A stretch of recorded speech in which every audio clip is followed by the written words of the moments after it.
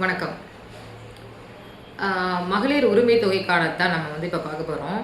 போன மாதம் பார்த்தீங்கன்னா 15ஆம் தேதி எல்லாரோட அக்கௌண்ட்லேயுமே 1000 ரூபாய் கிரெடிட் ஆச்சு.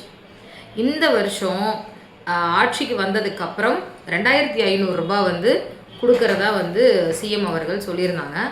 இதில் என்னென்னலாம் பண்ண போகிறாங்க அப்படின்னா, ஏற்கனவே போன திமுக ஆட்சியில் 1000 ரூபாய் வாங்கிட்டு இருந்தால் எல்லாருக்கும் இது கிடைக்காது.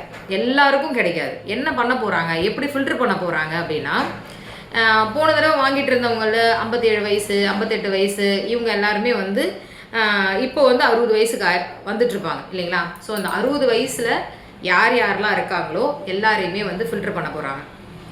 ஏன் அப்படின்னா, 60 வயசுக்கு அப்புறம் இருக்கிறவங்களுக்கு 3000 ரூபா கொடுக்குறதா ஒரு ஸ்கீம் ஒன்று அனௌன்ஸ் பண்ணியிருக்காரு. அதனால் ஏதாவது ஒரு கவர்மெண்ட் ஸ்கீம் மட்டும்தான் கிடைக்கணும் அப்படிங்கிறதுக்காக என்ன பண்ணுறாங்க அப்படின்னா, ஃபஸ்ட்டு அந்த 60 வயசில் இருக்கிறவங்கள ஃபில்டர் பண்ணி எடுத்துடுறாங்க. அதுக்கப்புறம் யாருக்கெல்லாம் 5 ஏக்கர் நிலத்துக்கு மேலே இருக்கோ அவங்கள எல்லாரையுமே இதிலேருந்து ஃபில்டர் பண்ணுறாங்க. ஸோ யாருமே 5 ஏக்கருக்கு மேலே நிலம் வச்சுருக்கிறவங்களுக்கு இது எலிஜிபிள் இல்லை அப்படிங்கிற மாதிரி சொல்கிறாங்க. அதுக்கப்புறம் யாரெல்லாம் கார் வச்சுருக்கீங்க, சொந்தமாக கார் இருக்கிறவங்களுக்கு இதில் உரிமை தொகை வராது. அதுக்கப்புறம் ஒரு சிலர் ஐடி ஃபைல் பண்ணுறது, ஜிஎஸ்டி கட்டுவீங்க, இந்த மாதிரி பிஸ்னஸ் பண்ணுறவங்க பெண்கள்லாம் இருப்பீங்க இல்லையா. ஸோ உங்களுக்கு எல்லாமே இந்த உரிமை தொகை கிடைக்காது. ஸோ இந்த மாதிரி ஜிஎஸ்டி, ஐடி ஃபைல் பண்ணுறது, பிஸ்னஸ் பண்ணுறவங்க, 5 ஏக்கருக்கு மேலே நிலம் வச்சுருக்கவங்க இவங்க எல்லாருமே இந்த கேட்டகரிஸ்லேருந்து வெளியில் எடுக்க போகிறாங்க நேம் லிஸ்ட்லேருந்து. இன்னொன்று, இது இந்த மாதம் 2500 ரூபாய் வர்றதுக்கான வாய்ப்புகள் இல்லை. எப்படியா இருந்தாலும் இன்னும் 2-3 மாதம் ஆகும். ஏன் அப்படின்னு சொன்னால், இந்த ஃபில்டர் பண்ண போகிறாங்க. எல்லா இந்த கேட்டகரிஸ்லாம் யார் யார் இருக்காங்க அப்படின்னு சொல்லி எல்லாரையுமே அதுலேருந்து என்ன பண்ண போகிறாங்க அப்படின்னா நீக்க போகிறாங்க. அதனால் 3 மாதமாவது கண்டிப்பாக ஆகும் இந்த 2500 ரூபாய் வர்றதுக்கு. ஆனால் இந்த மாதம் 1000 ரூபாய்க்கு பதில் 1500 ரூபாய் வர்றதுக்கான வாய்ப்பு இருக்குது. சரி, ஒரு 500 ரூபா சேர்த்து கொடுப்போம் அப்படிங்கிற மாதிரி ஒரு பேச்சுவார்த்தை போயிட்டுருக்கு அப்படிங்கிற மாதிரி சொல்கிறாங்க. ஸோ 1500 ரூபாய் வர்றதுக்கான வாய்ப்புகள் இருக்குது. ஆனால் 2500 ரூபாய் இப்போதைக்கு வராது. 2-3 மாதம் ஆகும். ஸோ இந்த கேட்டகரிஸில் யாரெல்லாம் இருக்கீங்களோ எல்லாரையுமே ஃபில்டர் பண்ண போகிறாங்க. சரிங்களா.